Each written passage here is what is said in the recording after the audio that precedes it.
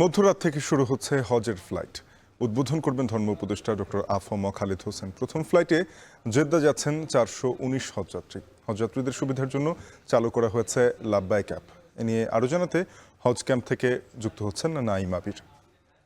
আবির, জানাবেন যে হজযাত্রার প্রস্তুতি সার্বিকভাবে কেমন দেখছেন, যারা হজযাত্রায় যাচ্ছেন তাদের বক্তব্য শুনেছেন কিনা?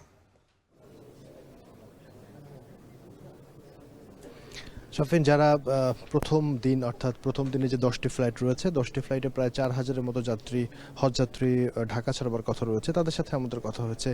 আমরা যখন এখানে এসেছি তারা দুটি বিষয়ে সন্তুষ্টি প্রকাশ করেছে। এক নম্বর হচ্ছে যে গত কয়েক বছরের তুলনায় এবার হজের যে প্যাকেজের খরচ কমেছে প্রায় 1 লাখ টাকার উপরে, সেই জায়গাতে তারা সন্তুষ্ট এবং তারা খুশি এই বিষয়টিতে আমাদের জানিয়েছে। এবং হজের ব্যবস্থাপনা, হজ ক্যাম্পের ব্যবস্থাপনা, যেহেতু কাল যাদের ফ্লাইট অর্থাৎ আজ দিবাগত রাত থেকে যে ফ্লাইটগুলো শুরু হবে, তাদের অধিকাংশ যাত্রী কিন্তু ইতিমধ্যে হজ ক্যাম্পে চলে এসেছে। এবং আমি যদি বলি যে অনেকেই ঢাকার বাইরে তারা গতকাল থেকে এখানে আসতে শুরু করেছে। তাদের সাথে কথা হয়েছে, তারা হজ ক্যাম্পের সার্বিক যে ব্যবস্থাপনা, সেই ব্যবস্থাপনায় তারা সন্তুষ্ট প্রকাশ করেছেন। এটি হচ্ছে হজ ক্যাম্পের যারা যাত্রী তাদের বিষয়। এবং এবার যদি একটু বলি যে এবার হজ যাত্রীদের জন্য বিভিন্ন সুযোগ সুবিধার কথা বলা হয়েছে এবং ইতিমধ্যেই তার মধ্যে অন্যতম সেটি হচ্ছে যে লাব্বাইক মোবাইল অ্যাপ। এই অ্যাপটির নাম দেওয়া হয়েছে লাব্বাইক।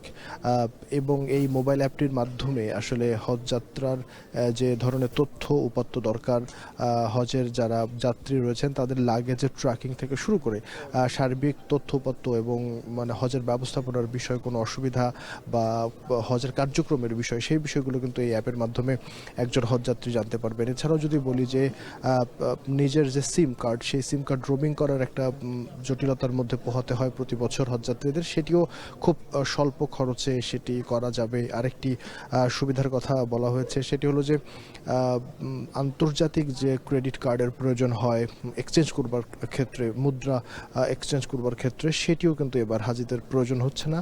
সেক্ষেত্রে ইসলামী ব্যাংকের সহযোগিতায় এই এক্সচেঞ্জটি ঢাকা এবং ঢাকার বাইরে অথবা জেদ্দায় গিয়ে আসলে করা যাবে।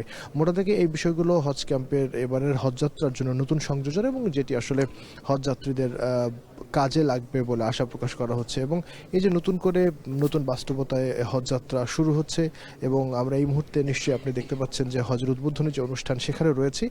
কিছুক্ষণের মধ্যে ধর্ম উপদেষ্টা এবছরের হজ কার্যক্রমটি উদ্বোধন করবেন এবং এরপরে আজ দিবাগত রাত অর্থাৎ 28 তারিখ দিবাগত রাত, অর্থাৎ সেটি 29 তারিখে গিয়ে পরে রাত 2টায়, রাত 3টায়, সোয়া 3টায় থেকে শুরু করে সকাল 8টা থেকে শুরু করে প্রথম দিনে প্রায় 8টি ফ্লাইট রয়েছে। তো শাফিন, আপাতত এই হচ্ছে আমার কাছে হজযাত্রার প্রথম দিনের যে উদ্বোধন হচ্ছে তার সবশেষ।